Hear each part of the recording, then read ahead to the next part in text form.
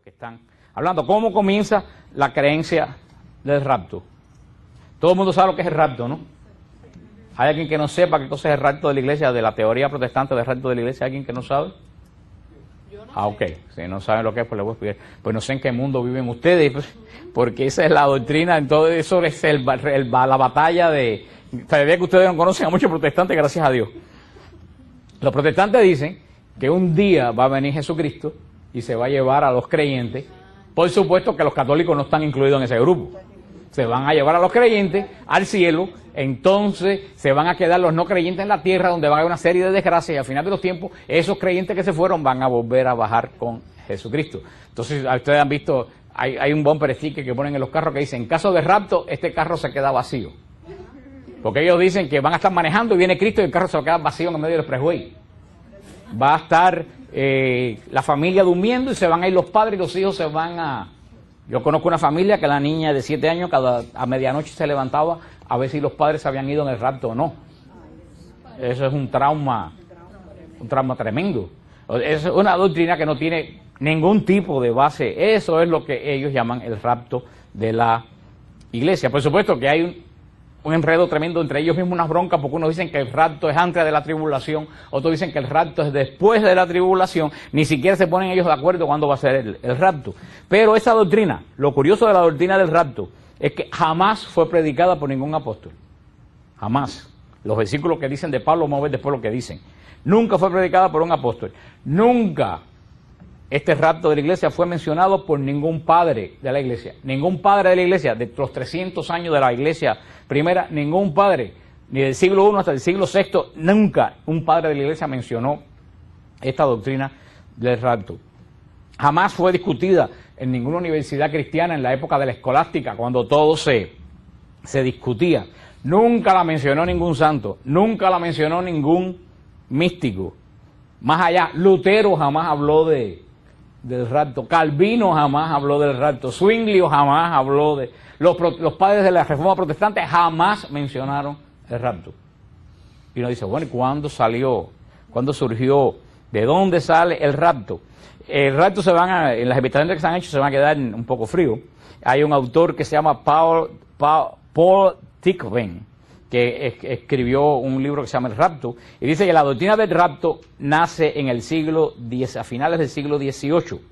Un ministro puritano llamado Increase Mather escribió sobre cristianos arrebatados por los aires antes de que el mundo fuera consumido por el fuego del juicio universal. Este fue el primero que mencionó algo semejante a final del siglo XVIII. Ahora, agárrense la peluca. Un jesuita chileno llamado Manuel Lacunza, en su libro La venida del Mesías en gloria y majestad, publicado en 1812, especula que los fieles que han recibido la comunión con frecuencia serán al fin de los tiempos recogidos por Jesucristo para tenerlos seguros por 45 días, mientras que el mundo es castigado. 45 días. Eso es como una escuela al campo. Pero esta gente escribieron eso, pero no tuvieron ninguna influencia. Nunca nadie, inclusive en esa época, oyó hablar de rapto. ¿Cuándo? ¿Quién hace el rapto famoso? El rapto famoso lo hace un pastor episcopal inglés que se llama John Nelson Darby. John Nelson Darby lanzó a la palestra protestante a mediados del siglo XIX la teoría del rapto. ¿Por qué John Nelson Darby lo lanzó en Inglaterra? De Inglaterra cruzó el Atlántico y cayó aquí en ese momento en Estados Unidos, en el norte de Estados Unidos, a mediados del siglo XIX. A mediados del siglo XIX hubo una crisis muy grande en el protestantismo en Estados Unidos. ¿Por qué? Porque sacando unas cuentas extrañas, sobre todo el padre, el William, no recuerdo ahora cómo es el apellido de William Miller sacó unas cuentas del profeta Daniel, quitando y poniendo y sumando, y dijo que Cristo venía, creo que en el 1856, que Cristo venía a acabar, se iba a acabar el mundo. No sé si ustedes han visto algunos cartoons de esos americanos, de los viejos, muy viejos. Hay muchas de estas historias folclóricas americanas. Hay veces que salen una gente con unas batas blancas encaramadas en el techo. Yo me acuerdo que antes, cuando ponían cartoon de Disney, salían esta gente con esas batas blancas encaramadas en el techo. Eso viene de ahí, porque esa noche del 31 de octubre, mira qué día, 31 de octubre, creo que de 1856, Todos los creyentes que el mundo se acababa en esa noche se subieron arriba del techo con unos vestidos blancos. Y ese año nadie cultivó la tierra, los muchachos no fueron a la escuela porque decía que el mundo se iba a acabar. Por supuesto que amaneció el 1 de noviembre y el mundo no se acabó y Cristo no vino. Entonces eso fue una gran decepción para muchísimas personas. Y de esa gran decepción surgen unas cuantas sectas que ustedes conocen. De esa decepción surgen los adventistas. William Miller, que es el padre del adventismo, nunca fue adventista, murió siendo pastor bautista. Y dijo que se arrepentía, se había equivocado de los cálculos que hizo. Pero Ellen White cogió la batuta y fue cuando dijo que Cristo no vino, pero que Cristo entró al santuario celestial a hacer una especie de investigación en los files de la salvación hasta el final de los tiempos. Ellen White salió porque hubo gente que no se dio por vencido. Pasa como con los secretos de Fátima. El tercer secreto de Fátima ya se dijo públicamente delante de Lucía y la gente sigue insistiendo e insistiendo que ese no es el secreto, que hay un cuarto, que escondieron el secreto. Eso pasó también, porque nosotros no nos resignamos muchas veces a las cosas. Y Ellen White fundó el adventismo basando en esa doctrina de la entrada de Cristo en el santuario celestial a hacer un rechequeo de la salvación de la gente. Russell fundó los Testigos de Jehová en esa época también de esa decepción, que se llamó la Gran Decepción. Russell no se dio por vencido y siguió sacando cálculos del fin del mundo. Dijo que estaban equivocados porque el final de los tiempos de los gentiles fue 7 años antes y siguió sacando cálculos y puso el fin del mundo 4 veces y ninguna de las 4 veces el mundo. Y estuvieron poniendo fechas hasta 1925. Y tampoco el mundo. Russell salió de ahí. Y esto del rapto, John Nelson Darby saca esto del rapto en ese momento, para poder un poco paliar el fracaso de esta segunda venida de Cristo que nunca vino. Y saca la teoría de el rapto, que Cristo no vino, pero que en un momento que nadie sabe, ya no se atrevió a sacar cuenta, a hacer cálculo, que en un momento Cristo... Entonces esa doctrina, como estaba la efervescencia del fracaso, porque fue un fracaso estrepitoso aquel 31 de octubre cuando Cristo no vino. Pero no se asombren, ustedes no se acuerdan hace como 6 o 7 años que dijeron que unos platillos voladores iban a bajar en la montañita del Miami Park. Y ahí se fueron toda la gente con batilongos blancos a ver los platillos voladores que iban a bajar. Eso fue hace 5 o 6 años y ningún platillo vino y no pasó nada. Si la Iglesia Católica anuncia algo y no pasa, nos tragan. Y ahí fueron todos con sus batilongos blancos, cada vez que pasaba un avión decían que era el platillo volador que iba a bajar. Pues entonces, este concepto del rapto surge, coge fuerza y cruza el canal, cae en Estados Unidos en los revivals estos metodistas y pentecostales del principio del siglo, y de ahí se adentra en iglesias como la luterana, como la bautista, que nunca en la vida tuvieron ese tipo de doctrina en sus enseñanzas. Y de ahí hasta el día de hoy esto ha estado en la iglesia protestante, la doctrina esta del rapto, y eso es una de las cosas que hablan continuamente. En teología hay un axioma que es muy cierto, que dice que cuando algo es nuevo no es cierto. Y se lo voy a repetir, si algo es nuevo, no es cierto. Porque el Señor reveló ya todo lo que iba a revelar. Lo reveló en los primeros siglos de la iglesia, cuando los grandes concilios pusieron la base de la doctrina cristiana. Es muy extraño que el Señor, una cosa tan importante, se lo trague por 2000 años. Y que nadie anteriormente en la iglesia se haya dado cuenta de eso, como el anuncio ese que yo le hablo cada rato a ustedes, porque yo me quedé impresionado con el anuncio del pastor Barbón, que sonaban unas trompetas y decía revelación oculta del principio de los tiempos, y que descendió en el pastor Barbón aquí en Hialeah. Así que imagínate tú, una revelación que por 2000 años ha estado oculta para todo el mundo. Entonces, bueno, ¿qué hizo el Espíritu Santo en estos 2000? Acuérdense, y eso aplica inclusive para nosotros los católicos, algo que en teología que es nuevo, no es cierto. Las Escrituras, hemos visto las semanas anteriores, las Escrituras dan testimonio de una única segunda venida de Jesucristo y de una única resurrección corporal de los justos para bendición y los injustos para castigo. La resurrección corporal se describe en montones de hechos del Nuevo Testamento, pero sobre todo es muy interesante, y vimos cuando estudiamos el Apocalipsis, lo que dice Apocalipsis 20, del 11 al 15, dice Apocalipsis 20, del 11 al 15, y vi a los muertos, grandes y pequeños, de pie ante Dios, y los libros fueron abiertos, El mar entregó sus muertos que habían en él, y la muerte y el Hades entregaron los muertos que habían en cada uno, y fueron juzgados cada uno según sus obras. Eso está en Apocalipsis 20, de 11 al 15. O sea, el Apocalipsis, eso es una cosa aparte, pero el Apocalipsis dice bien claro que los muertos van a ser juzgados según ¿qué? Sus obras. No dice que va a ser juzgado según su fe, dice que va a ser juzgado según sus obras.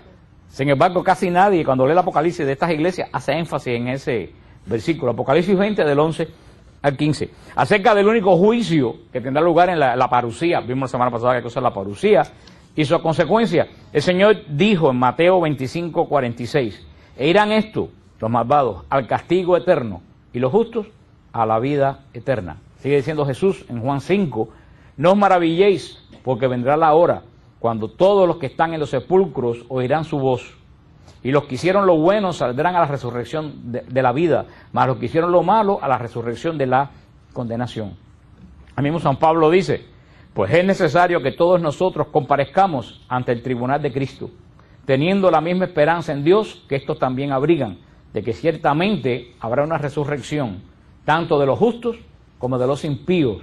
2 de Corintios 5, 10. También el apóstol Pedro, el apóstol Juan, el apóstol Santiago afirman esta verdad de la segunda venida de Jesús y del juicio, y el juicio final, que lo vamos a ver después. Pero hay una cosa en que todo el mundo está de acuerdo. La venida de Jesús va a ser visible, totalmente visible. Lo dice Mateo 24, 30 y 31. Dice, entonces lamentarán todas las tribus de la tierra y verán al Hijo del Hombre viniendo sobre las nubes del cielo con poder y gran gloria.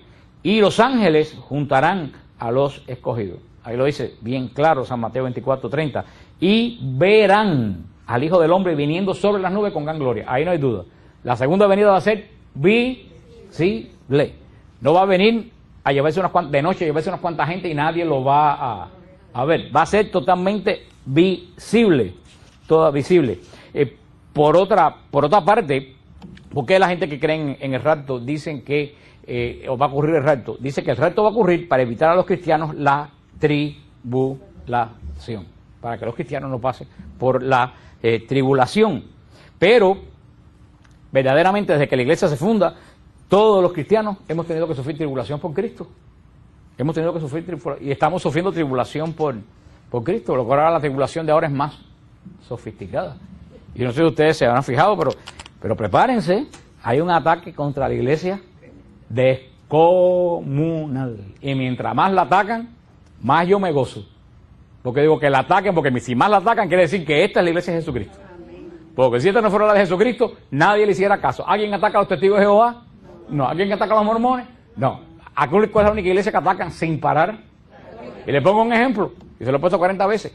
Los luteranos bautizan niños. Los ortodoxos bautizan niños, los metodistas bautizan niños, los presbiterianos bautizan niños, los anglicanos bautizan niños, los episcopales bautizan niños. Sin embargo, cuando se ataca que bautizan niños, ¿cuál es la única iglesia que atacan? A la católica. Entonces dime tú si eso no es un signo o una gran hipocresía. Pero ya el ataque contra la iglesia es terrible. Ahora la agarraron ahora con que a Juan Pablo II le aplicaron la eutanasia. ¿No han oído eso? Esa es la última que está en la... Y a Juan Pablo II lo mataron los cardenales. Entonces, si ustedes se acuerdan, cuando Juan Pablo II estaba agonizando, ¿qué decía esa misma prensa? Que los cardenales querían alargarle la vida a Juan Pablo II para mantenerse ellos en el poder, y que por eso lo estaban haciendo sufrir y lo estaban manteniendo artificialmente. Y ahora esa misma gente dice que no, que lo mataron antes de tiempo. O salió otro escrito en el New York Times espantoso sobre la Madre Teresa de Calcuta, diciendo que es una farsante, que fue un producto hecho para venderlo como se venden. O sea, están atacando todo lo que es santo en la iglesia. Ellos no pueden soportar que hubieron dos figuras que se robaron el show en el siglo XX, que fueron Juan Pablo II y Madre Teresa de Calcuta. Y a un punto que ya yo he hecho, como yo no sé en los países de ustedes, pero en los países de mi pueblo, los caballos le ponían unas cosas aquí. Allá le decían orejeras, no sé si ustedes saben lo que le digo. ¿Saben para qué le ponían a los caballos eso aquí? Para que lo miraran para los lados. Yo me he puesto unas orejeras espirituales. Ya yo estoy, que la Madre Teresa, digo, sí, una vieja sinvergüenza. Que Juan Pablo II sí lo mataron, lo ahorcaron en el Vaticano. Yo me enfoco en Cristo. Yo no le hago caso a ninguna de esas cosas que me están diciendo, porque esa cosa la está poniendo el demonio para que uno se desenfoque de nuestra misión, que es predicar el reino de Dios. Y perdamos tiempo en discutir tonterías. Yo no discuto. Cree lo que te dé la gana y vete contento para el infierno. Yo me voy a enfocar en lo mío, que es predicar la... Sí, que se vayan contentos al infierno. Yo me voy a mí nadie me va a sacar de la misión que yo tengo, que es predicar el evangelio. Y yo les recomiendo a ustedes que no se presten más atención que si la Madre Teresa, que si el libro, que si Juan Pablo II, que se enfoquen en ¿qué? En Jesucristo. Que sigan para adelante sin mirar, porque que se pongan a mirar con los ataques que hay a los lados, pierde la paz y pierde el juicio. Y esto no es nada, vamos a ver cosas totalmente peores, porque estos ataques son totalmente absurdos. Pero lo que está hablando, las tribulaciones, la palabra tribulación aparece 45 veces en la Biblia. La palabra tribulación se dice en griego, perdonen mi acento griego, porque mi acento griego es peor que el del inglés, porque mi griego es autodidacta. La palabra tribulación se dice en griego thlipsis, se dice la palabra tribulación. Y siempre que aparece la palabra tribulación en la Biblia, siempre aparece relacionada con los creyentes. Nunca aparece la tribulación con los no creyentes. Siempre que aparece la palabra tribulación, viene referida a los creyentes. Por ejemplo, Juan 16:33 dice, en el mundo tendréis aflicción, que la palabra original es tribulación. En Hechos 14:22 es necesario que a través de muchas tribulaciones entremos en el reino de Dios. Romanos 5:3, nos gloriamos en las tribulaciones. Y también dice, bendito sea el Señor, Dios y Padre de Jesucristo, el cual nos consuela de todas nuestras tribulaciones para que podamos consolar también nosotros a los que están pasando tribulación. Segunda de Corintios 1:4. Nos gloriamos por vuestra paciencia y fe en todas vuestras persecuciones y tribulaciones que soportáis. Segunda de Tesalonicenses 1:4. Estos son los que han salido de la gran tribulación. Apocalipsis 7:14. O sea, continuamente la Biblia está hablando de el cristiano ligado ¿a qué?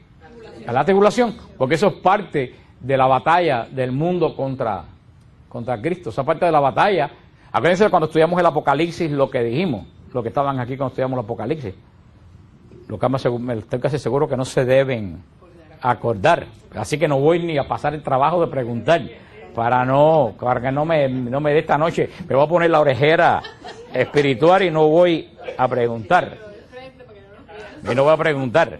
Pero ¿se acuerdan cuando estuvimos hablando del libro del Apocalipsis?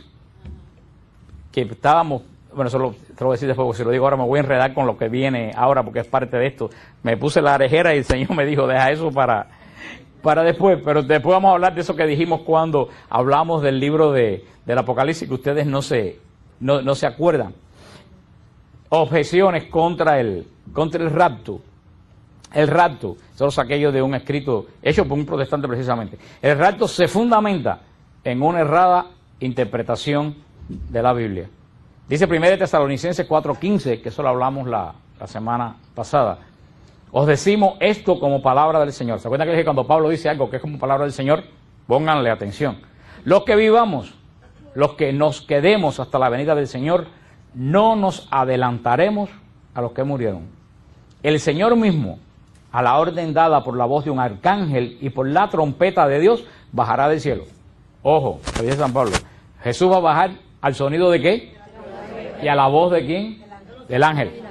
Eso es visible. Más que visible es audible. Eso es un estrépito. Eso es que todo el mundo se va a dar cuenta. O sea, los protestantes usan este versículo como para el rapto. Esto no se aplica al rapto, porque estamos viendo que esto no es una venida misteriosa a llevarse a nadie. Esto es una venida ruidosa. Bajará del cielo y los que murieron en Cristo resucitarán en primer lugar. Vemos que ahí tampoco está hablando de rapto, porque ¿qué es lo que va a haber inmediatamente? Una resurrección. Después nosotros, los que vivamos, los que quedemos, seremos arrebatados en las nubes juntos con ellos al encuentro del Señor. Y así dicen, ¿tú ves? Ahí está el rapto. Digo, pero ven acá, pero que arrebatados, pero ven acá. El rapto no dice que se van a llevar a los cristianos al cielo para después volver al final de los tiempos, regresar después con Cristo. Pero entonces está llevada a los que están vivos a los cielos, no es el famoso rapto, porque dice que antes que ocurra esto, ¿qué va a pasar? Una trompeta, y después ¿qué va a pasar? La resurrección de los muertos. Ahí no está hablando de ningún rapto, de que cuando va a sonar la trompeta y va a haber resurrección de los muertos en el juicio final. Como le expliqué a ustedes, cuando dice que seremos arrebatados a las nubes, esto es una forma hebrea de hablar, queriendo decir que los que están vivos no van a pasar el proceso de la muerte, sino que van a ser transformados, que van a ser el encuentro de Jesús. Porque fíjate que ellos, todos esos van en el rapto. Pero yo le dije una vez a uno, ok, entonces vamos a poner que la asunción de la Virgen fue un rapto. Y me dijo, no, eso no es. Digo, pero ven acá, ¿cómo son las reglas del juego? Entonces tú metes en el rapto a quien tú quieres. Porque si hubo un rapto, entonces tú puedes aceptar que la Virgen fue raptada al cielo. Lo mismo que tú dices que vas a hacer tú. Ah, sí, pero todo el mundo sí, pero la Madre de Jesús no se pone en esa...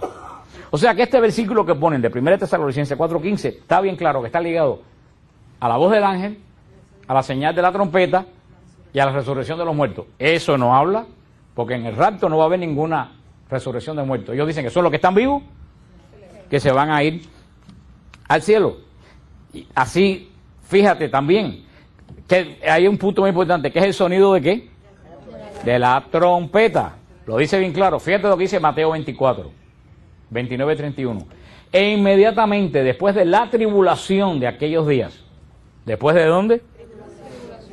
El sol se oscurecerá y la luna no dará su resplandor y las estrellas caerán del cielo y las potencias de los cielos serán conmovidas. Entonces aparecerá la señal del Hijo del Hombre en el cielo y entonces lamentarán todas las tribus de la tierra y verán de nuevo, visible, al Hijo del Hombre viniendo sobre las nubes del cielo con gran gloria y enviará a sus ángeles con voz de trompeta. ¿Para qué? ¿Para llevarse a la gente? No, y juntarán a sus escogidos de los cuatro vientos de un extremo al otro. Jesús está hablando del sonido de la trompeta en San Mateo 24. ¿Para qué el sonido de la trompeta? Para el juicio final. Este pasaje de Tesalonicenses que ellos utilizan para el rapto, ¿qué es lo que hay en el medio de todo esto? Una trompeta. Lo que entonces la misma trompeta que está hablando, ahora me diga que hay dos trompetas ahora, entonces sí las cosas se complican. Pero estamos precisamente, para cuando le den ese dato, usted esté seguro que ese pasaje tesalonicense no habla de ningún rapto. ¿Habla de qué? Del juicio.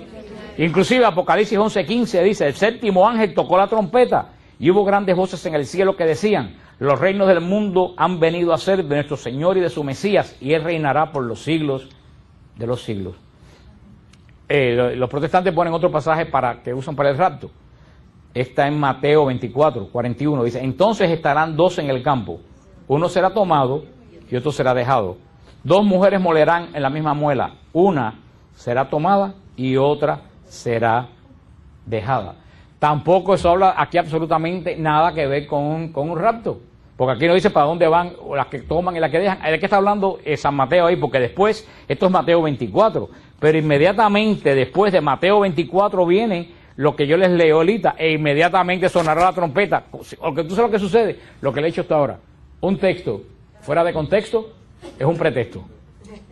Yo te leo un texto y tú dices, oh sí, pero cuando tú lees el capítulo completo te das cuenta que eso no es de lo que está hablando, porque después de este texto de las dos mujeres que toman uno, dejan uno, ¿qué es lo que viene? Sonará la trompeta, resucitarán los muertos, se juntarán. No, ahí está rapto. ¿Qué es lo que dice? ¿Qué es lo que quiere decir esto que hay dos mujeres moliendo y una será tomada y una será dejada? Eso es lo que quiere decir. Que no te confíes de la situación en que tú estás en relación con los demás, porque eso no te da la salvación. Eso es lo que quiere decir eso, que Dios no tiene nieto. En tu casa, tu mamá puede ser muy piadosa y tú puedes irte para el infierno de cabeza, porque la salvación tuya no viene de tu mamá, la salvación tuya viene de ti personalmente. Eso es lo que quiere decir, que dos personas en una misma situación, no porque estén en la misma situación, las dos van a ser exactamente acogidas por Dios. Eso es lo que quiere decir, las dos moliendo en una misma, quiere decir que tienen mucha complementación, pero es posible que una haya sido creyente y la otra haya sido una sinvergüenza. Entonces eso es lo que quiere decir. Lo que quiere decir eso es que no te confíes. Ahí si yo voy al grupo oración con todos los demás y te vas para el infierno con la Biblia bajo el brazo. Si no tienes tu conversión personal. Eso es lo que quiere decir. Tú puedes decir, no sé, voy al grupo todos los martes y ya yo soy salvo.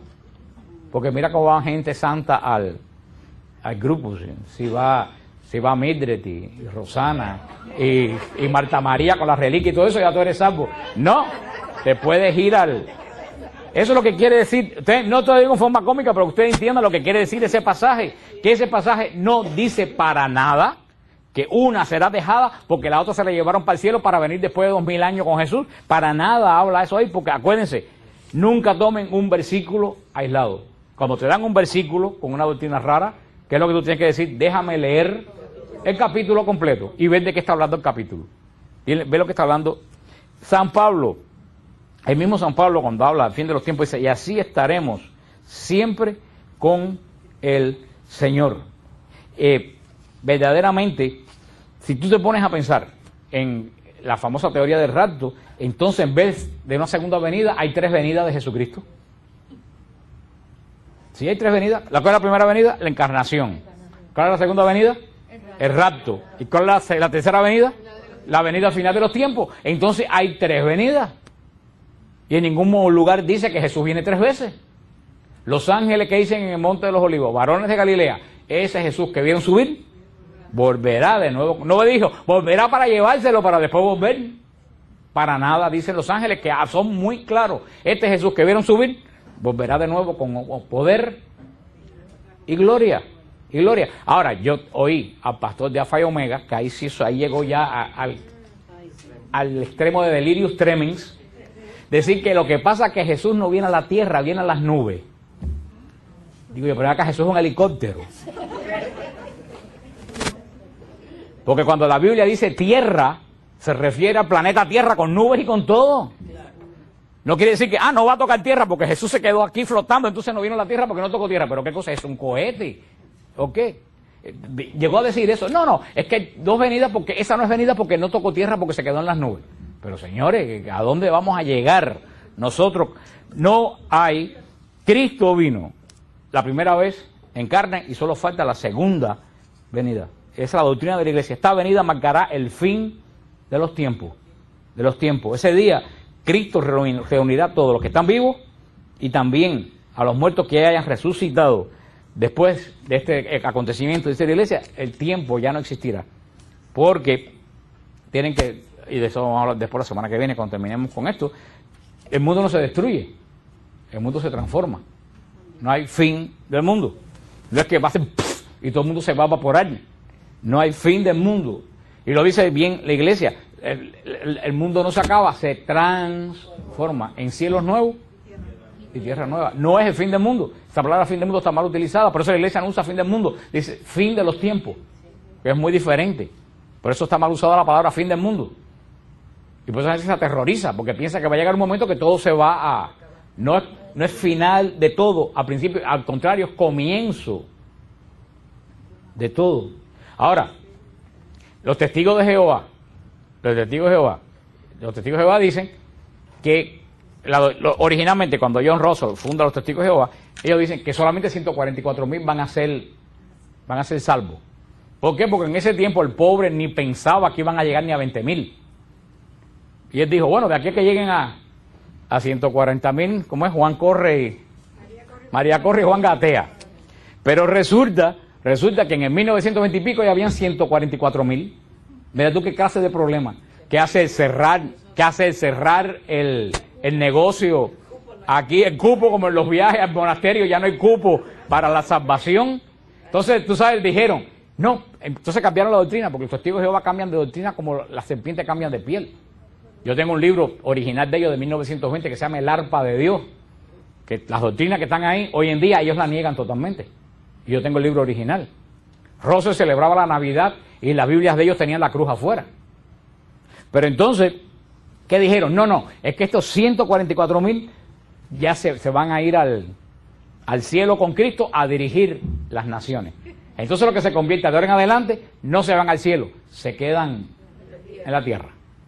Así que todos los que se convirtieron después de 1920 y tantos, no van al cielo. Son cristianos de segunda clase. Se quedan en la tierra, en un mundo paradisíaco. Entonces ustedes han visto la atalaya, que hay gente peinando conejos y gente recogiendo manzanas. ¿Ustedes han visto esas pinturas?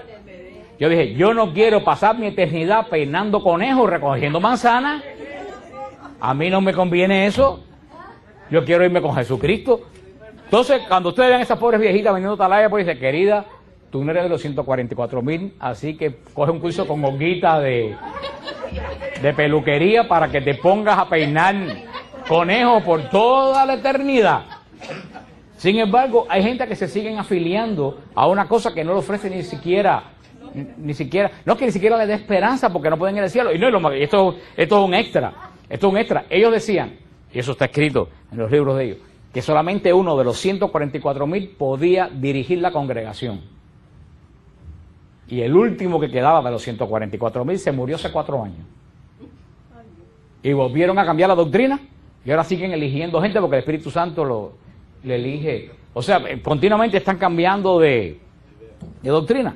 Pero acuérdense lo que estamos hablando. La venida de Jesús va a ser visible, va a ser estrepitosa, no va a ser escondida, va a ser, todas las tribus de la tierra se lamentarán. Dicen que la doctrina, lo que dicen los que son pre-tribulación, dicen que es para evitar a los cristianos pasar por la gran tribulación, la gran tribulación del anticristo. Entonces imagínate tú, si los cristianos se van de la tierra para no sufrir la persecución del anticristo, ¿a quién va a atacar el anticristo? ¿Ustedes pueden explicarme eso? Si los cristianos se fueron de la tierra y el anticristo viene a perseguir a los cristianos, ¿quién va a perseguir al anticristo? Habla pari, todo el mundo es en la tierra es anticristo. Y entonces, ¿dónde quedan las palabras de Jesús? Yo estaré con ustedes hasta la consumación de los siglos. ¿Dónde se quedó? Olvidan, todos los tribulacionistas olvidan algo que es fundamental. El sufrimiento tiene un profundo significado bíblico. Yo sé que nadie quiere sufrir y nadie es masoquista, pero en la realidad el sufrimiento está aquí en la tierra. Aquí no ha tocado el sufrimiento alguna vez. El sufrimiento está, quieras o no quieras, hay sufrimiento. Ahora, como dice Romanos 8:28, el Señor de las cosas malas saca cosas buenas, y del sufrimiento, que es algo malo, saca cosas buenas. Yo siempre se lo digo a personas, delante de un gran sufrimiento tú tienes dos opciones: o reniegas de Dios y te pones peor, o te acercas a Cristo y te mejoras. No hay más ninguno. ¿Cuánta gente se han convertido a través de un gran sufrimiento? ¿Cuánta gente yo veo que se vuelven mejores de un gran sufrimiento? Hay un caso, como tú y yo conocimos, que es el caso de allá, la jefa de aquella oficina de aquel lugar, ¿sí? Que un gran sufrimiento no la hizo mejor, la hizo peor. O sea, eso es un misterio, pero el sufrimiento, porque el mismo Cristo, ¿cómo el mismo Cristo nos redime? En medio de un gran sufrimiento. Y como el demonio sabe que el sufrimiento puede hacer mejor a la gente, entonces quiere evitar el sufrimiento a la gente. Y por eso hay tantos remedios de la nueva era, que todos los remedios te quitan el sufrimiento. Tantas iglesias por ahí que dicen, si tú tienes problemas, ven que aquí yo te resuelvo. Todos los cristianos no sufren. Punto. Entonces, pare de sufrir. Como esa gente de pare de sufrir, ahí hay el remedio para que tú pares de sufrir. Entonces, verdaderamente, entonces digo, yo soy hijo de un gran sufrimiento. El sufrimiento de Cristo en la cruz. María sufrió junto a la cruz. Una espada te atravesará el corazón. San Pablo sufrió más no poder. San Pedro, Timoteo, Tito, los mártires de la... Te puedo sacar una lista de gente después de Cristo que pasaron por el sufrimiento. Entonces ahora hay remedio para que tú pares de sufrir. Porque a lo mejor el demonio sabe que si tú pasas un sufrimiento, tu vida va a ser transformada en Cristo. Olvidan el profundo significado del sufrimiento en la palabra de Dios. Por eso el mismo San Pablo relata sus propios sufrimientos. Dice San Pablo, yo sufrí en mi cuerpo, yo llevo en mi cuerpo los signos del sufrimiento de Cristo. Que dice San Pablo a Timoteo, yo sé que tiene unas úlceras, he orado por ti, pero como no te sanas, toma vino. Se va a haber reventado, pobre Timoteo.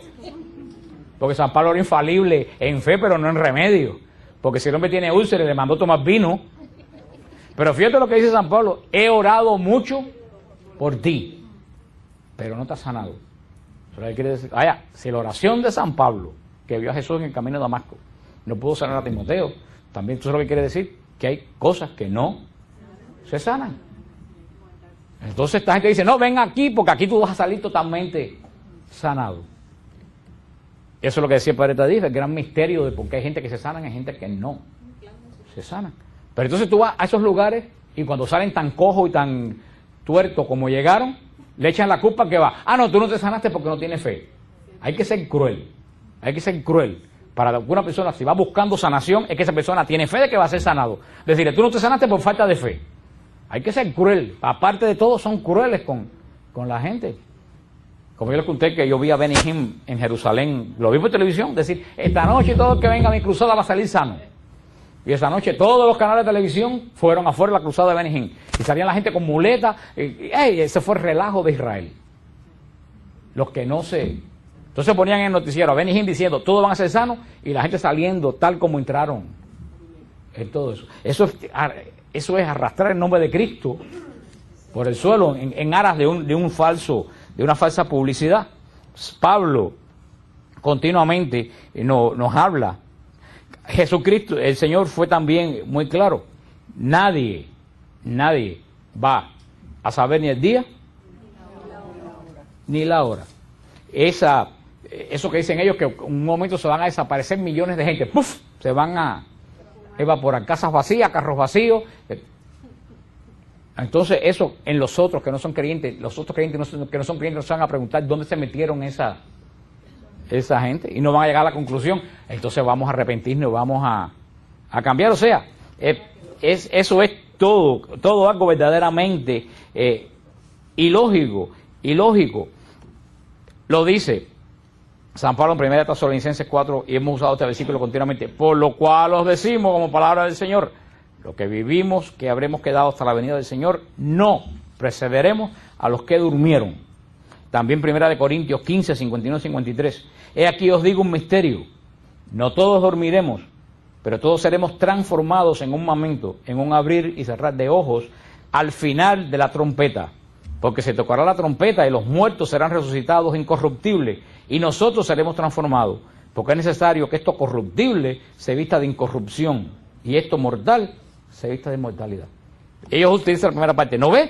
No todos dormiremos, pero todos seremos transformados. Ese es el rapto. Pero sigue leyendo, en un abrir y cerrar de ojos, ¿al sonido de qué? De la trompeta. Volvemos a la trompeta. Mateo 24. ¿Cuándo suena la trompeta? Convocación a juicio final. Convocación al juicio final.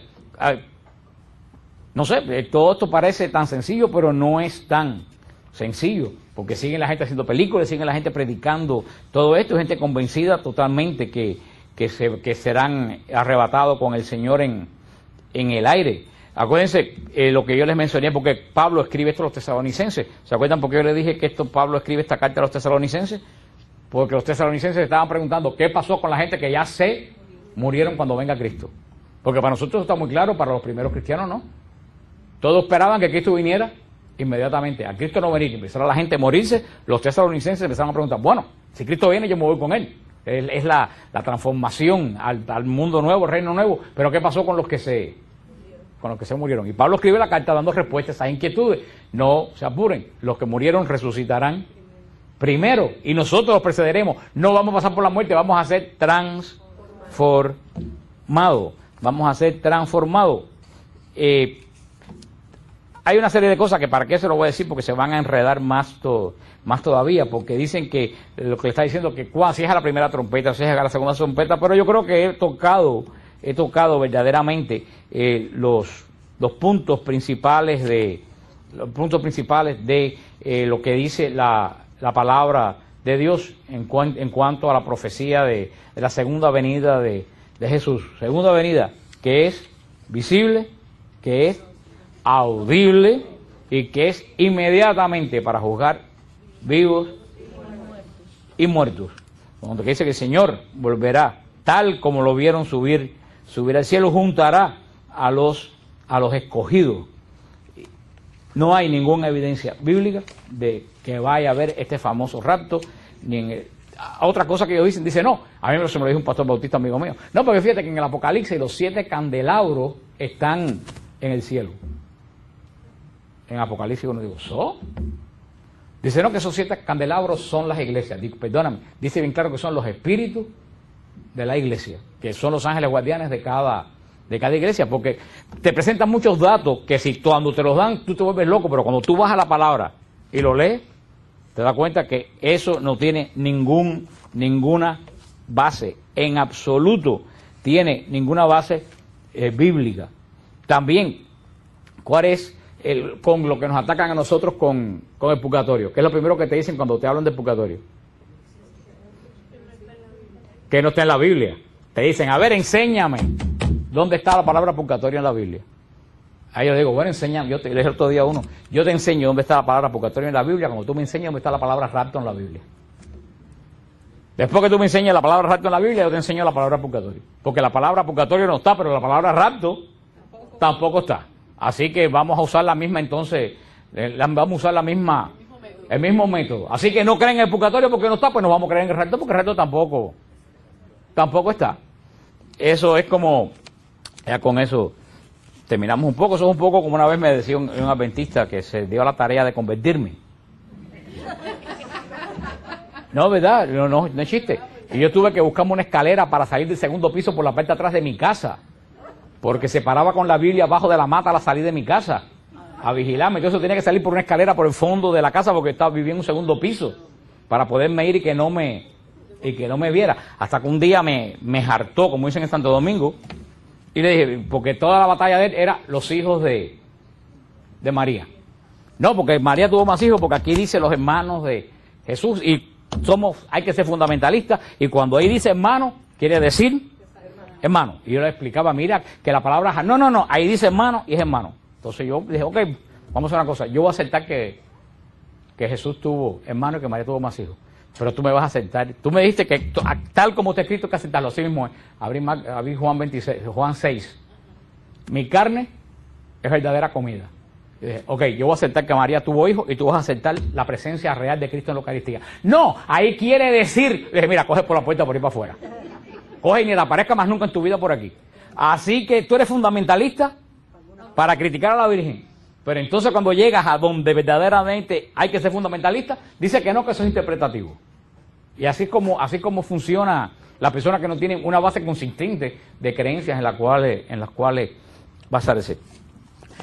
En los 5 minutos ya solamente que quedan, una señora me preguntó algo el otro día que tiene mucho sentido, común.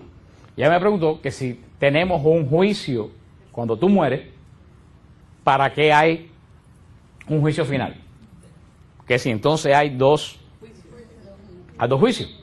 Y es una pregunta muy válida que a lo mejor ustedes nunca se la han planteado. Pero lo que tenemos que tener bien claro es que la palabra, acuérdense lo que le dije del griego, que el griego tiene muchas palabras para definir muchas cosas. Recuerda que le dije que para nosotros una piedra es una piedra, pero en griego para decir piedra hay 7 palabras para definir piedra. El griego, por eso que es tan difícil de traducir el griego. Pero la palabra juicio en griego tiene 2 acepciones igual que tiene con nosotros. Yo puedo decir, yo voy a ir a un juicio por el ticket que me pusieron de la policía por manejar apurado, llevamos un stop. Un ejemplo. Eso es un juicio donde se va a analizar una situación y se va a dar un veredicto, ¿no? Pero ahora yo digo, yo me he hecho un juicio sobre todos ustedes. Ahí yo no estoy diciendo veredicto, yo estoy diciendo que yo tengo una definición sobre algo que yo pienso de ustedes. Ustedes ven como la palabra juicio se puede usar de varias formas. Eso es lo que la iglesia dice claramente en el catecismo, que el juicio personal, cuando tú mueres, tú tienes un juicio personal delante del trono de Dios, donde no va a ser una sorpresa lo que Dios te va a juzgar. Porque entonces ese cuento de que tú vas a llegar delante del trono de Dios, ay, ahora que me va a decir, me condeno, me salvo. No, Dios no va a decir nada que tú no sepas. Dios va a sellar sencillamente la vida que tú escogiste a caminar. Punto. Nadie se va al infierno. Porque la gente piensa que Cristo dice, para el infierno. Entonces la persona dando gritos, ¡ay, yo no quiero ir al infierno! Agarrándose de todos los ángeles para ir al infierno y se lo llevan los demonios para el infierno. Hermano, eso no es así. Eso nos va en la misericordia de Dios. Yo estoy totalmente seguro que las personas que se van al infierno quieren irse al infierno, porque rechazan a Dios tan profundamente que ni siquiera ahí quieren ser quieren ser salvos. Es un rechazo profundo, porque son gente que ya han venido durante toda la vida rechazando a Dios. Yo conozco gente verdaderamente que pase lo que pase, ellos toda la vida van a rechazar a Dios porque odian. No es que no crean en Dios, es que odian a Dios. O sea, por eso, ese juicio, más que un ver qué va a pasar, es un sellar. Eso lo explicó bien claro una vez un padre en Radio Paz. Fue sellar un camino que ya tú escogiste. Por eso que dice Cristo, el reino de Dios ya comenzó entre ustedes. Porque desde que tú aceptas a Jesucristo y tú empiezas a cambiar de vida, ya tú entraste en el reino de Dios y ya tú sabes para dónde va. Monseñor Román, cuando lo operaron aquella vez tan grave del corazón, que poca gente sobrevivía en esa operación, él lo dijo bien claro: yo no tengo miedo de ir a la operación porque yo sé a dónde voy. Esa es la certeza. Si tú no estás muy seguro a dónde tú vas, es que tú tienes que hacer cambios en tu vida ahora. Así que si tú no estás muy seguro a dónde tú vas, empieza a hacer cambios, porque si no estás muy seguro, lo más seguro es que pases mucho calor. Así que, por eso, eso va a ser el juicio delante de Dios, más que va a ser un, revuelvo, lo estoy repitiendo para que ustedes se lo crean bien, va a ser un ¿qué? Un sellamiento de la vida que tú mismo elegiste. Lo dice San Juan de la Cruz: al final de los tiempos vamos a ser juzgados por el amor. Y yo se lo expliqué a ustedes cuando hablamos en el Apocalipsis de juicio final, que cuando llegues delante del trono de Dios, Dios te va a decir: ven, bendito de mi Padre al reino, si tú te pareces a Él, si tú eres de la familia de Él. ¿Y cómo Cristo va a reconocer si tú eres de la familia de Él? ¿Por todo lo que dijiste? No, por todo lo que hiciste. Porque un árbol que no tiene fruto es arrancado y echado al fuego. Cuando tú te paras delante de Cristo, si Cristo ve en ti que tú te pareces a Él, tú entras al reino de Dios. ¿Parecerte a Él qué? Lo dijo Jesús bien claro. Porque tuve hambre y me diste de comer. Porque tuve desnudo y me vestiste. Eso fue lo que habló Jesús. Cristo nos dijo: venga, bendito de mi Padre, porque leíste la Biblia, ni porque restaste el rosario, ni porque sanaste enfermo. Tú puedes tener el don de sanación y irte para el infierno con el don de sanación. Tener el don de sanación no quiere decir que tú eres salvo. Tener el don de sanación quiere decir que el Señor te usa porque tú te dejas usar. Pero en tu vida personal el Señor te va a juzgar no por el don de sanación, sino por cómo tú actuaste en el amor. Y por eso el apóstol Pedro nos da una esperanza tremenda, cuando dice: la caridad cubre multitud de pecados. Agárrense de eso. El apóstol Pedro lo dice: la caridad cubre multitud de pecados. ¿Qué cosa es la caridad? La caridad es: no le voy a dar $1 que me sobra a la viejita que está ahí. Eso no es caridad. Esos limones es un insulto. Caridad es el amor de Dios que actúa en mí y me hace ser semejante a Él. Esa es la caridad. Yo no le doy a la viejita $1 que me sobra. Yo le doy lo que ella necesita, aunque lo tenga que compartir lo que yo tengo. ¿Ustedes me entienden lo que les quiero decir? Porque a veces que pensamos que porque viene el Señor por tela y sacamos todos los trapos, o el Padre Alejandro, sacamos todos los trapos viejos que vamos a botar y los damos, yo soy caritativo. No, tú no eres caritativo, tú eres un fresco. Tú estás dando lo que vas a botar. Tú eres caritativo cuando una persona tiene necesidad, tú tienes $100 y le das 50 de los 100 que tú tienes. Ahí tú sí eres. Y dice San Pedro que la caridad cubre. ¿Tú sabes lo que quiere decir eso? Y eso tiene una lógica tremenda. Por eso Jesús, ¿qué le dijo a la pecadora? Mucho se te ha perdonado porque muchos has amado. Porque amamos a muchos hombres. Porque amó a muchos hombres, no. Porque tuvo caridad. Porque mucho, la palabra que usó es caritas. Porque mucho se te ha perdonado porque has tenido mucho caritas. Porque has tenido mucho amor hacia los demás. Eso es lo que quiere decir, que el día de juicio, si tú tienes tus pecados por ahí, pero tú tienes multitud de obras a favor de los demás, tus ojos a los ojos de Cristo, ¿tú sabes dónde se van a ir? No se van a ir para el pecado, ¿tú sabes dónde se van a ir? Para las obras que tú hiciste en su nombre. Por eso que la caridad cubre multitud. Un amigo mío me dijo: yo sé por qué tú nunca dices que no vas a ir a predicar por ahí. Yo dije: claro, tú crees que soy bobo. Yo estoy preparando mi sombrilla para mis pecados. Pobre que se presente delante de Cristo y no tenga absolutamente nada que presentar. Ese sí está, como me contaba el padre Andrés, una vez que fue a dar una extremunción a Mercy, y me decía que esta persona que estaba muriéndose, yo se lo he hecho a usted unas cuantas veces, dice que le decía: mírame las manos, padre, mírame las manos. Y el padre le miraba las manos, no tenía nada. El padre pensó que estaba delirando ya y le decía, se quedaba la angustia: pero padre, mírame las manos. Y el padre le dijo: tranquilo, no tienes nada. Me dijo: padre, eso es lo terrible. Me voy a ir a la presencia del Señor en cualquier momento y no tengo nada que presentarle, porque no he hecho nada por nadie durante toda mi vida. Ahí sí hay un gran problema.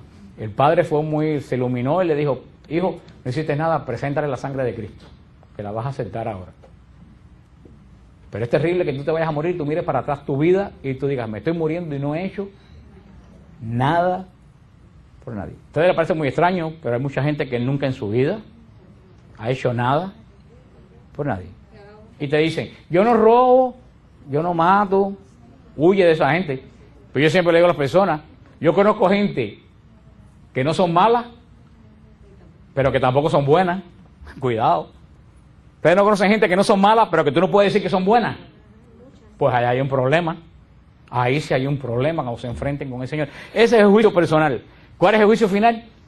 El juicio final no es volver a ver los pecados de nadie. Es la definición final que va a ser Dios de la humanidad. ¿En qué? En los salvos y en los condenados. O sea que el juicio final es el juicio de la creación, el juicio cósmico, el juicio del cosmos, el juicio de todo lo creado desde el principio hasta ese momento. O sea que no es que vas a volver a pasar, sino que es la separación final del bien y del mal, con el último vencimiento del mal. Eso es lo que dice la palabra juicio, como la última concepto, el último pensamiento, la última decisión, la última definición. Pero no es que nosotros vamos a tener que pasar por dos juicios. Está claro por qué se dice el juicio final y el juicio personal. Ya la semana que viene terminamos con esta parte de fin de los tiempos para comenzar con la parte del Espíritu Santo. Creo en el Espíritu Santo, Señor y dador y hablaremos ampliamente de los carismas y de los dones del Espíritu Santo. ¿Alguna pregunta sobre esto? Sobre esto. ¿Alguien tiene duda, pregunta sobre? Dígame usted. Entonces, ¿cómo es el juicio particular? El juicio particular es cuando uno muere. Cuando tú te mueres, el juicio particular, porque es tu vida lo que el Señor va a sellar, pero después no va a haber otro juicio. El segundo juicio es ya como creación, como conjunto, separación del bien y del mal definitivo, que como dice el Evangelio, los cabritos a la izquierda y las ovejas a la derecha. Ya de ahí para allá, de separación total. ¿Alguna otra duda, pregunta? ¿No tienen duda, no tienen pregunta? ¿O lo entendieron todo? El martes que viene no se acuerdan una sola palabra de lo que yo acabo de decir. A ver, María. La palabra tribulación, el único sinónimo es sufrimiento. Sí, la tribulación es un hecho en tu vida que causa sufrimiento. Yo otra pregunta, cuando tú decías que las personas, no todo el mundo se sana, y dabas el ejemplo del pastor protestante, ¿eso internamente también es así? ¿Cómo internamente? ¿Espiritualmente? No, espiritualmente siempre que tú aceptas a Cristo tú tienes sanación espiritual. Estamos hablando de signos externos porque, no tiene que ver con esto, pero es muy interesante la pregunta que hizo María. El problema es que en las iglesias pentecostales se hace énfasis en la sanación y el énfasis no es en la sanación. Cristo no dejó chamanes sanadores, Cristo dejó gente que predica. Cristo dijo, vayan sanando a los enfermos. Cristo dijo, vayan predicando. A los que prediquen el Evangelio les acompañarán estos signos. Esos signos sanarán a los enfermos, echarán demonios. ¿Son qué cosa? Signos. ¿Dónde está el énfasis de la orden a nosotros? Predicar el Evangelio. La sanación y la liberación ocurren como signo a la predicación. Pero esta gente lo que hacen es que no hacen énfasis en la predicación, hacen énfasis en la sanación. Y no. Tú predicas, cuando se predica la palabra de Dios, el Señor da signos que hay gente que se sana, pero no quiere decir que el signo es que todo el mundo se va a sanar. Son signos que van a ocurrir de sanación, pero no todo el mundo se sana. Eso es un misterio que nosotros sabemos. Un misterio muy sencillo, si tú te vas a dar cuenta, claro que no es así, pero un amigo mío decía el otro día que uno venía al mundo ya con fecha de vencimiento. ¿Qué es lo que quiere decir? Ninguno aquí nos vamos a quedar de semilla. Todos nosotros nacemos para ir al encuentro del Señor. Ese es el final. O sea, eso que yo se lo expliqué el otro día, eso nosotros lo vemos cuando nosotros pensamos que la muerte es el final de todo. Cuando tú piensas que la muerte no es el final, es el principio, los mártires, ¿por qué los mártires iban tan contentos que se lo comieran los leones? Porque ellos sabían que en ese momento iban al encuentro de Dios, ellos querían irse al encuentro de Dios. El problema de nosotros es que no estamos muy seguros si vamos a ir al encuentro de Dios. Aquí yo estoy seguro que en Colombia, en Cuba, en Nicaragua, si tú dices arriba, todo que quiera visa que venga y la coja para Estados Unidos. ¿Ustedes creen que alguien diga, no, yo no quiero Estados Unidos, me quedo viendo la casa de lata que tengo aquí? ¿Ustedes creen que eso todo el mundo quiere conseguir? Bueno, pues cuando nos llega la enfermedad, para morir no sé que nos llegó la visa del cielo. Lo que pasa es que nadie quiere agarrar esa visa, nadie quiere agarrar. ¿Por qué? Porque no estamos muy seguros ni a dónde vamos ni qué vamos a encontrar. Si tú estás seguro a dónde vas y qué vas a encontrar, la visa esa no te asusta. Eso es verdaderamente lo que sucede con este asunto. Pero verdaderamente la sanación es signo de la predicación, pero no todo el mundo físicamente se sana, porque es un signo que ocurre en el lugar donde se predica la palabra de Dios. ¿Por qué no se sana? ¿Por qué otro no se sana? Te enterarás cuando te enfrentes al Señor, porque nadie lo sabe. Y el padre Tardís decía que esa era una de las preguntas más difíciles que a él le hacen. ¿Por qué una gente se sana y otros no? Dice el padre Tardís, yo no sé. Es un misterio de Dios. Yo no sé por qué hay gente que se sana y hay gente por qué no se sana. Lo que pasa es que nosotros no podemos dar respuesta a todas las cosas de Dios porque Dios es misterio. Y muchas cosas ya preguntan, tengo que decir, yo no sé. Y el que diga que lo sabe es un mentiroso. Porque eso cae dentro del misterio. Entonces porque Dios no se murió, porque Dios no la amó. No, a lo mejor se murió porque Dios la amaba demasiado. Y ya la quería junto a él. Lo que pasa es que nosotros vemos las cosas de la vida, las vemos no como Juan, desde el trono de Dios, las vemos desde nuestros zapatos. Desde nuestros zapatos. Es decir, no, porque la niña se murió. Pero tú sabes qué, esa niña está delante de Dios vestida de una pureza tal como nunca nadie lo va a tener. No conoció el pecado, no conoció las sinvergüencerías de la tierra, así que muchas veces más que una maldición. Lo que pasa es que estamos viendo las cosas, como le dijo Cristo a Pedro, tú hablas como hombre. Sí, yo hablo como Dios. Por eso, mientras más uno crece espiritualmente, más uno comienza a ver esa realidad, que una persona de la calle no lo puede entender. Por eso el católico tiene que crecer espiritualmente. Por eso la iglesia tiene tanta gente que no entiende nada, porque son católicos carnales. Todos lo ven a través de los ojos de la carne, no ven nada a través del espíritu. ¿Por qué no lo ven? Porque el espíritu de Dios no ha crecido. El objetivo de conocer a Dios es precisamente crecer y ver el mundo no con mis ojos, sino con los ojos de Dios. Cuando tú ves los ojos al mundo con los ojos de Dios, tú puedes entender muchas cosas que anteriormente tú no entendías jamás. ¿Alguna otra pregunta? ¿Cierro ya? ¿No más ninguna pregunta? Déjame ver que las preguntas. Dígame usted, las preguntas cuando la gente dice cosas interesantes. Dígame usted. Es muy importante cuando se ora por una persona, retomándolo del padre Tardís, que es importante primero evangelizarlo antes de orar. Claro, no, lo que lo estoy diciendo aquí, la predicación es fundamental. El objetivo por eso que la iglesia dice que no hay misa de sanación en absoluto, porque Cristo sana siempre. El centro es la predicación. Es que siempre que alguien dice que oración, todo el mundo empieza. Exactamente, es lo que estábamos hablando. No, eso es lo que estaba diciendo. El centro de un servicio de sanación no es la sanación. El centro de un servicio de sanación es la predicación. Si no estamos siendo chamanes cristianos. Exactamente, si no estamos siendo chamanes cristianos. ¿Qué diferencia con la nueva era que sana a todo el mundo con cristal de cuarzo? Aquí lo sano con la Biblia. No, aquí lo principal, como lo decía, lo dijo y no sé quién lo dijo, la mejor sanación es la conversión. Esa es la mejor sanación, porque dice Jesús, ¿de qué te vale salvar el cuerpo si pierdes el alma? O sea, la mejor sanación es la conversión. Después de ahí vemos todas las cosas que puedan pasar. ¿Alguien por aquí, alguien levantó? La última pregunta, doctor. ¿Y qué? ¿Qué pinta Elías en todo esto ahora? El rapto, que se fue elevado al cielo. Pero eso no fue un rapto, eso no es el rapto que hablan los protestantes. Por eso te pregunto, ¿qué es lo Que cree la iglesia de Elías. Te vuelvo a decir, el que diga qué le pasó a Elías es un mentiroso. Porque no, está adivinando, la iglesia no adivina. Sabemos que Elías fue llevado a los cielos en cuerpo y alma, igual que el patriarca Enoc, igual que la Virgen María. Si el Señor ha preservado esas tres personas de la muerte, lo debe haber preservado con algún propósito que nosotros no sabemos. Y el que se ponga a adivinar pasa como que puso fecha para el fin del mundo. El mismo Cristo dijo, ya Elías vino y hicieron con él lo que ustedes quisieron. Eso es un misterio porque Elías y Enoc fue también llevado al cielo en cuerpo y alma.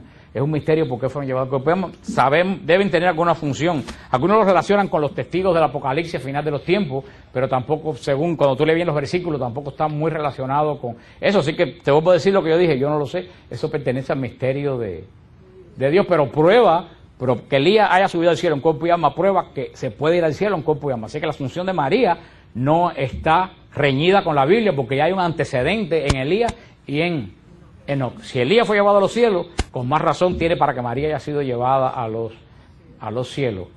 A ver, hermana, que te colaste porque había cerrado allá. A ver, dime. Estás colada, dime. Mira, en una misa... Pero es una pregunta o... No, es una pregunta. Es una pregunta, ok, dame la pregunta. Pero ¿cuál es la pregunta? Pues ya tengo que estoy pasado. En un acto de predicación, donde hay sanaciones, unos se sanan, otros no se sanan, no se sabe por qué. Pudiera ser, creo yo, a veces que yo me he hecho esa pregunta, que el Señor no nos sana para que lo tengamos a Él más presente. Pudiera ser, pero no lo sabemos. Eso es cada interpretación, cada uno personal. Pudiera ser, pero yo no digo cosas, yo no asumo cosas aquí del misterio de Dios. Cuando yo no sé algo, yo digo que no lo sé. Porque eso es un vicio de algunas personas, querer darle respuesta a todo. Hay cosas para las cuales, eso que tú dices, es algo que alguien puede pensar. La persona no se sana. Ha habido casos que el mismo caso de San Agustín. San Agustín no se convirtió de primera y pata porque si se convierte Agustín, Santa Mónica se queda fuera del potaje y no se hace santa.